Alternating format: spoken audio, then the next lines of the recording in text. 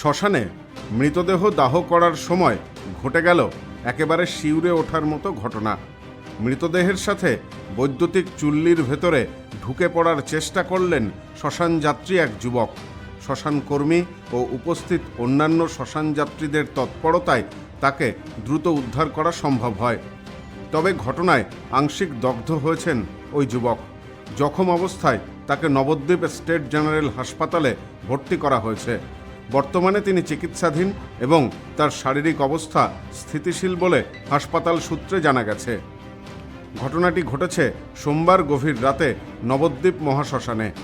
সূত্র মারফত জানা গেছে, গেদে সীমান্ত এলাকা থেকে এক মহিলার মৃতদেহ দাহ করতে আনা হয়েছিল নবদ্বীপে। মৃতদেহটি বৈদ্যুতিক চুল্লিতে প্রবেশ করানোর জন্য ট্রলিতে রাখা হয়েছিল। ট্রলি যখন চুল্লির মধ্যে দেওয়া হচ্ছে সে সময় আচমকায় মৃতার নাতি ইন্দ্রজিৎ বিশ্বাস ট্রলির ওপর থাকা মৃতদেহের ওপর ঝাঁপিয়ে পড়েন। ট্রলিটি তখন ইতিমধ্যেই খোলা বৈদ্যুতিক চুল্লির ভেতর ঢুকতে শুরু করেছে। মুহূর্তের মধ্যেই উপস্থিত মানুষের চিৎকারে চাঞ্চল্য ছড়িয়ে পড়ে।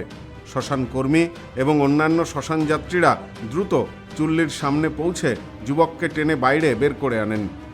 তবে ততক্ষণে তার চোখ, মুখ সহ শরীরের বেশ কিছু অংশ অগ্নিদগ্ধ হয়। প্রাথমিক চিকিৎসার পর তাকে দ্রুত নবদ্বীপ হাসপাতালে ভর্তি করা হয়েছে। চিকিৎসকদের পর্যবেক্ষণে তিনি বর্তমানে স্থিতিশীল রয়েছে বলে জানা গেছে। এই ঘটনার কারণ নিয়ে এখনও ধোঁয়াশা রয়েছে। এ বিষয়ে শ্মশানের ইনচার্জ গোড়াচাঁদ সাহা বলেন, রেলিংয়ের বাইরে যুবক দাঁড়িয়েছিলেন। আচমকাই দৌড়ে এসে মৃতদেহের ওপর ঝাঁপিয়ে পড়েন। কিছু বুঝে ওঠার আগেই এই ঘটনা। এবার থেকে নিরাপত্তার কারণে শ্মশান যাত্রীদের গ্রিলের বাইরেই রাখা হবে। প্রত্যক্ষদর্শীদের একাংশের দাবি, ঘটনার সময় যুবকটি মদ্যপ অবস্থায় ছিলেন। আবার পরিবারের তরফে অভিযোগ, তিনি অসুস্থ মানসিক অবস্থায় এমন কাণ্ড ঘটিয়ে ফেলেছেন। যদিও কোন পরিস্থিতিতে তিনি মৃতদেহের সাথে চুল্লিতে ঝাঁপ দেওয়ার চেষ্টা করলেন তা এখনো স্পষ্ট নয়। গতকাল রাত ঠিক 11:25-এ একটা বডি আমাদের বম্বে চুল্লিটায় দেয়া হচ্ছিল।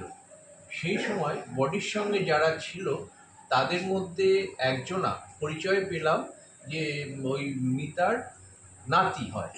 সে ওই বডিটার যখন ঢোকানো হয় চুল্লির ভেতর, মানে মোটামুটি 50% ঢুকে গেছে বডিটা, সেই সময় এ দূর থেকে গিয়ে ঝাঁপ মেরে সে বডিটার উপরে গিয়ে পড়ে।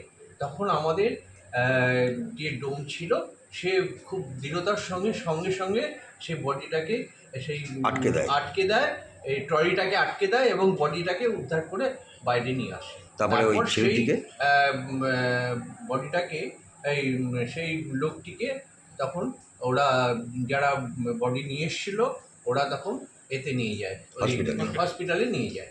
এখন হসপিটালে অ্যাডমিট আছে? এখন হসপিটালেই আছে ওরা। কোথাকার বডি ছিল? গতকাল বডিটা কোথাকার ছিল? কৃষ্ণগঞ্জ থানা।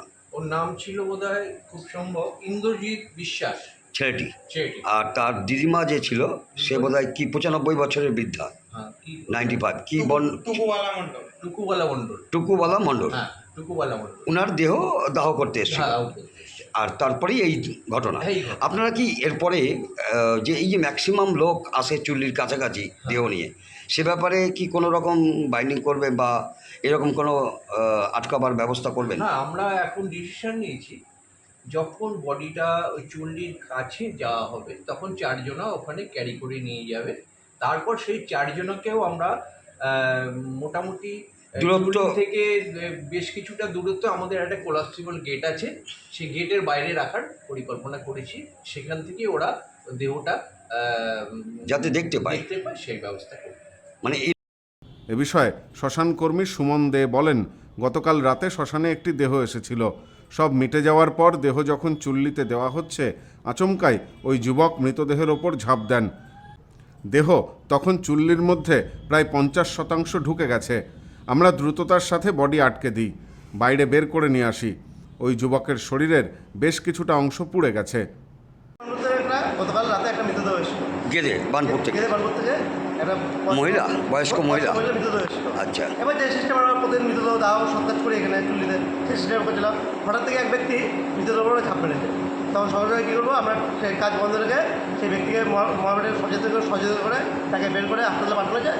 তারপর আমরা পুনরায় সে মৃতদেহ ঢোকানো হয় চুল্লিতে। মোটামুটি এখনও দেখা যাচ্ছে সেই যুবক এখন সুস্থ আছে কিছুটা। হ্যাঁ, সেটা আমরা বলতে পারছি না, আমরা তো এখানে কর্ম নিয়ে ব্যস্ত রয়েছি। আচ্ছা, মানে তাকে আমরা- হাসপাতালে তড়িঘড়ি পাঠানো হয়েছিল, পুলিশকে খবর দেওয়া হয়েছিল? হ্যাঁ, পুলিশকে অফিস থেকে ইনচার্জ খবর দিয়েছিল। তা পুলিশ এসেছিল?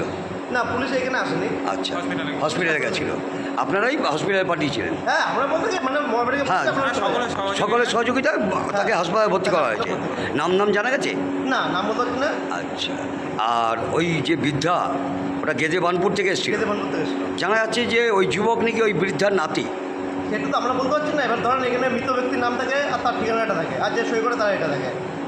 আগামী দিনে কর্তৃপক্ষকে বলবেন যে এত লোক বডির সঙ্গে যেন না আসে, হ্যাঁ, সেটা তো আমরা কর্তৃপক্ষ- কেন বিপজ্জনক একটা ঘটনা ঘটে যেতে পারত, একটা মর্মান্তিক ঘটতে পারত। এটা একটা বড় মর্মান্তিক ঘটনা, চোখের সামনে। মানে জ্বলন্ত একটা মানে মৃতদেহ পরিণত হতো, যেখানে একজন শবদেহ যাচ্ছে, তার সঙ্গে ঝাঁপ দিয়েছে এক যুবক।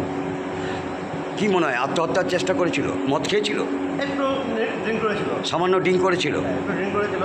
গোটা ঘটনায় চাঞ্চল্য ছড়িয়েছে নবদ্বীপ শ্মশান এলাকায়। Bureau report, news no man's land, Nadia.